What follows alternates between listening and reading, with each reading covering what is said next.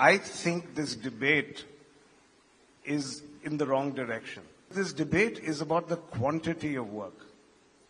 My point is, we have to focus on the quality of work, not on the quantity of work. It's not about 40 hours, it's not about 70 hours, it's not about 90 hours.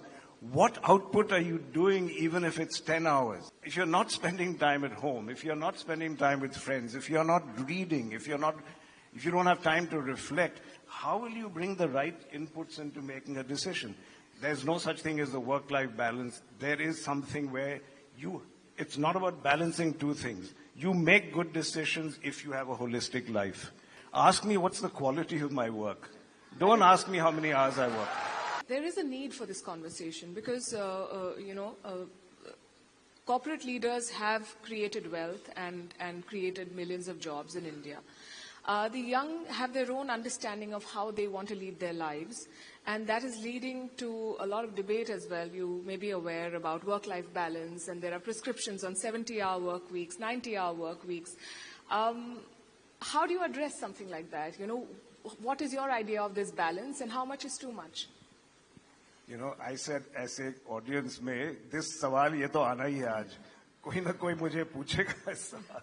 So I'll tell you, I have huge respect for Mr. Narayan Murthy and others. So let me not get this wrong. Of course.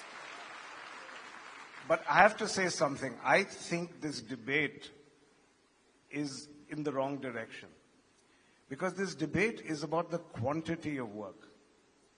My point is, we have to focus on the quality of work, not on the quantity of work. So it's not about 40 hours, it's not about 70 hours, it's not about 90 hours. What output are you doing even if it's 10 hours? You can change the world in 10 hours. I have always believed that you have to have leaders and people in your company who make wise decisions, wise choices.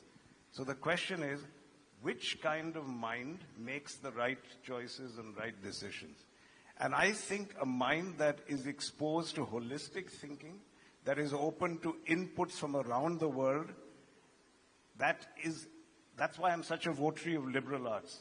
I think even if you're an engineer, even if you're an MBA, you must study art, you must study culture. The MC was very kind that we support art and culture. Why?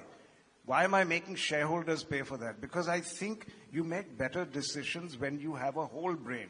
When you are informed about arts, culture, that's when you'll make a good decision.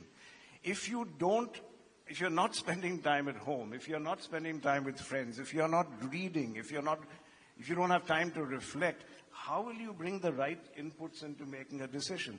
Let's take our business. You make a car. We have to decide what a customer wants in a car. If we are only in the office all the time, we are not with our families, we are not with other families, how are we going to understand what people want to buy? What kind of car do they want to sit in? So that is why I'm a big votary. I'm not going to say you need to work so many hours or that. Often you have to be in a tunnel just to complete a project or there's a crisis, but you should not be in a tunnel every time. And Gandhiji said, open your windows, let the air in.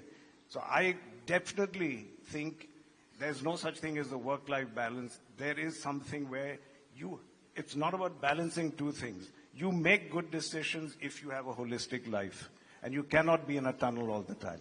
Absolutely, and I think there's something to be said for both the arguments. I mean, you don't become a Narayan Murthy with a 9-to-5 work schedule, right? Sometimes you have to push. We grew up learning things like no pain, no gain, and yet I think everybody has their own threshold, and they decide what they... You're very successful. If I could ask you, how many hours a week do you work? This is what I want to avoid, Palki. I don't want it to be about the time. I don't want it to be about quantity. Ask me what's the quality of my work. Don't ask me how many hours I work.